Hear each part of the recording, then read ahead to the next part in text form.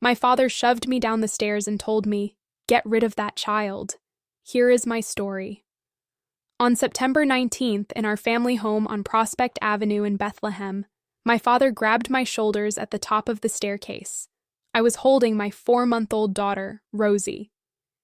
He pushed me backward because I refused to hand my baby to my older brother like she was an object to be borrowed. I caught the railing, twisted my body around Rosie, and slid down 3 steps on my back, my shirt tearing, my wrist bending sideways. My daughter screamed. My father, Gordon Chambers, stood at the top and yelled that the inheritance was my brother's and I needed to get rid of my child. That is a real sentence from my life. Some nights, I still can't believe my own father said it. I am Edith, 31, a dental hygienist in Allentown. I pay my own rent, file my own taxes, and haven't asked my parents for money since I was 19.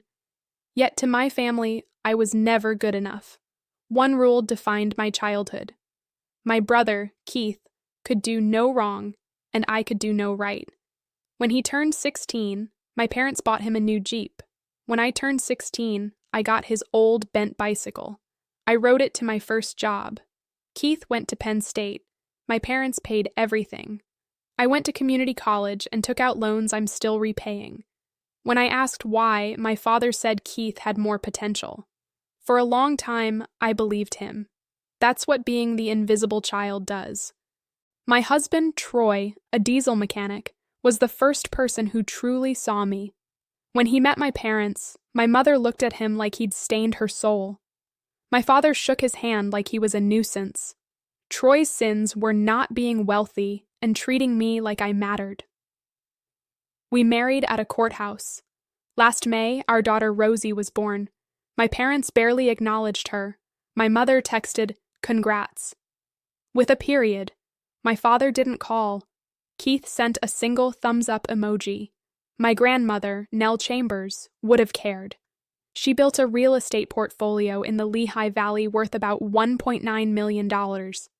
3 years ago, my father moved her into assisted living, claiming she had advanced dementia.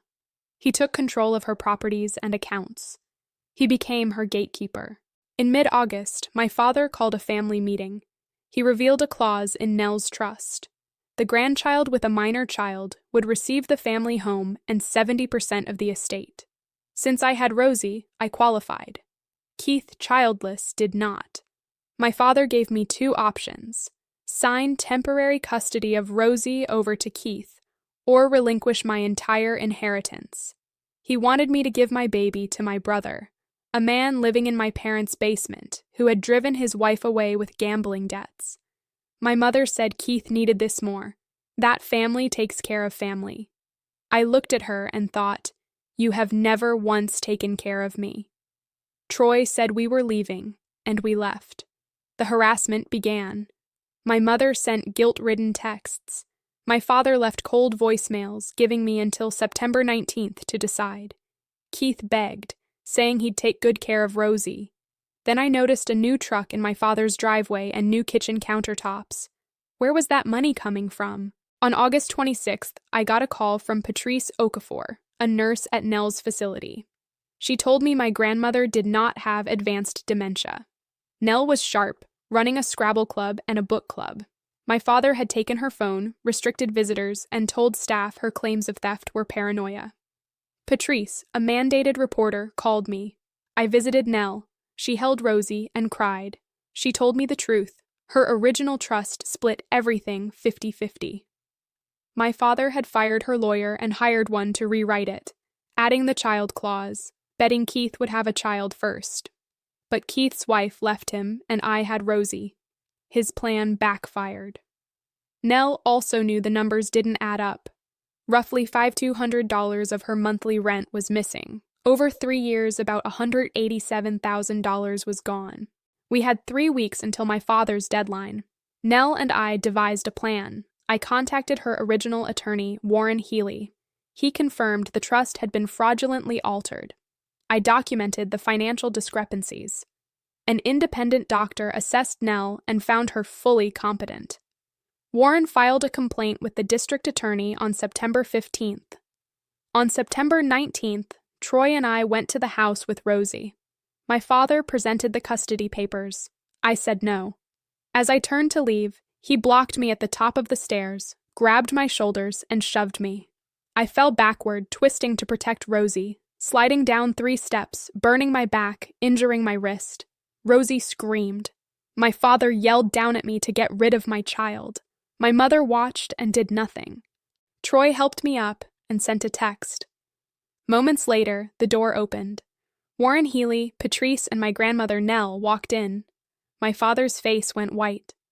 Warren placed the evidence on the table: the doctor's report, the bank records, the original trust, the filed complaint.